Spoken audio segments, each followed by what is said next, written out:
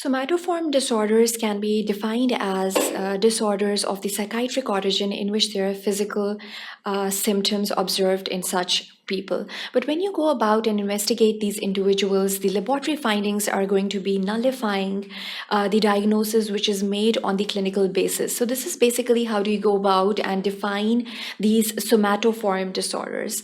So what are the group of disorders that are inculcated in such kind of disorders? It can be the Munchausen syndrome, which can be the factitious disorder, and then we can have the genuine illnesses on the other hand. Then we have the conversion disorders, or which are also known as the dissociative disorders that are seen in a lot of individuals.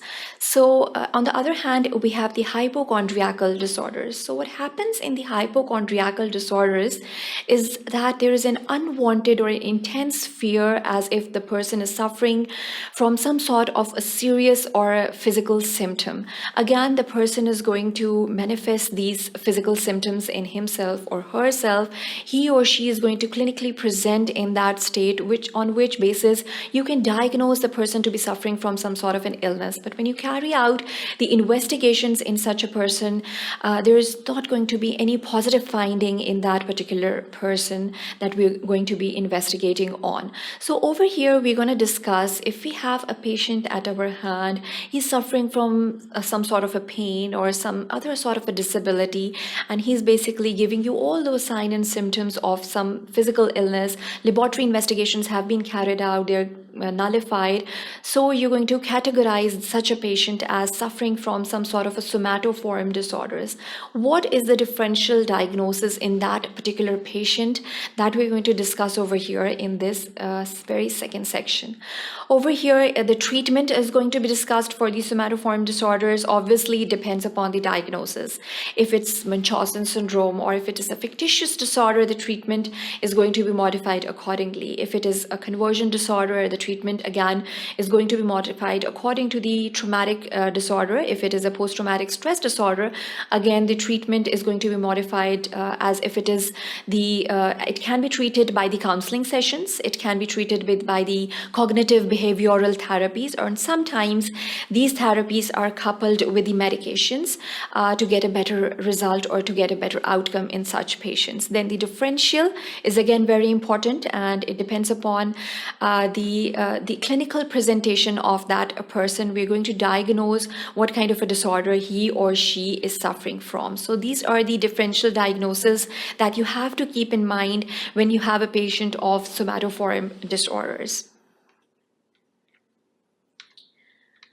So the treatment over here, it depends upon the supportive care. And then what is the supportive care? It's basically the stay in the regular contact with the trusted healthcare providers. Then reassurance is very important. Getting a supporting person from the family or from the close relatives is again very important to get the person out of that particular condition that he or she is suffering from. Preventing the unnecessary tests or treatments. When you have diagnosed the patient as to be suffering from a somatoform disorder, no need to carry out the further advanced investigations in such a case, because these investigations can be invasive on their kind. If the patient is giving you a history of kind of a peptic ulcer history and you're going to perform an endoscopy, then endoscopy is basically an invasive procedure. So try to prevent such invasive investigations in such a patient in which you've already diagnosed him or her to be suffering from a somatoform disorder. The medications that are usually prescribed are the antidepressants or the anti-anxiety drugs in these patients. Then we have the psychotherapies that basically include the cognitive therapies, the cognitive counseling sessions. It can be coupled up with the medications. We can basically couple up the anti-anxiety and the antidepressant drugs along with the cognitive behavioral therapies, and most people are resistant to psychotherapies in such cases. So usually you'll have to give the medications.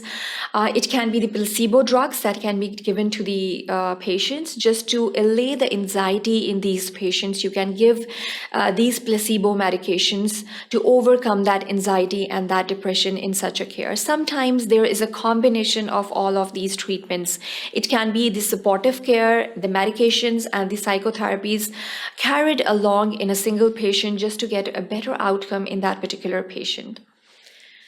Now, when you differentiate, when you have this particular patient of somatization or a somatoform disorder, you should know how to differentiate between these three conditions, these three differentials that you have on your hand. It can be a somatization disorder, it can be a hypochondriacal disorder, and on the other hand, it can be a dissociative disorder.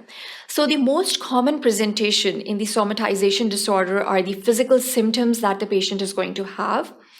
Over here in the hypochondriacal disorder, the patient is going to suffer from a fear of having a serious illness, for example, cancer. In the dissociative disorder, he's going to have the neurological signs, for example, paralysis or amnesia. Amnesia is basically the loss of the memory is basically regarded as amnesia in such patients. It can be the retrograde amnesia or it can be the anterograde amnesia in these patients. Then the wants of such patients are a diagnosis to clear symptoms in the somatization disorder. Over here in the hypochondriacal disorders, it can be just to confirm the diagnosis, so to have a correct treatment in these patients. And in the dissociative disorders, they basically want a diagnosis to explain the signs in the dissociative disorders. Now, what are the typical might say statements of such patients? They can have, I have got all these pains, why can't a diagnosis be made if they are really suffering from a physical illness? In hypochondriacal disorder, they would be giving a statement, I know I have a cancer, but they're not basically carrying out the correct investigations to diagnose it. Then in the dissociative disorders, they're going to ask again and again, what is wrong with me? Why can't a correct diagnosis be made? So these are the common statements of such people who are suffering from these somatoform disorders. So when we go about and define these disorders, it's basically a group of disorders which is characterized by the physical symptoms suggesting the medical disease, with associated excessive thoughts, feelings, and illness behaviors without the sufficient organic pathology or the known pathophysiological mechanisms in such patients. Now, when we look at the patients who are malingering or are suffering from the factitious Munchausen syndrome, or they are suffering from a somatoform disorder, or either they are having a genuine illness, the voluntary control is going to be there in a malingerer as well as in the Munchausen syndrome, but that is going to be absent in the somatoform and in the genuine illnesses. Then if we see at the unconscious gain, it is going to be absent in the malingerer. It is going to be present or absent in the factitious Munchausen syndrome. It is present in the somatoform disorders, and it is present or it cannot be present in the genuine illnesses. In the consciousness state, we can basically just regard them in a malingerer. They are usually conscious. In the factitious Munchausens, they can be or they cannot be conscious. In the somatoform disorders, again, and in the genuine illnesses, they can or they cannot be cautious depending upon the condition of the patient.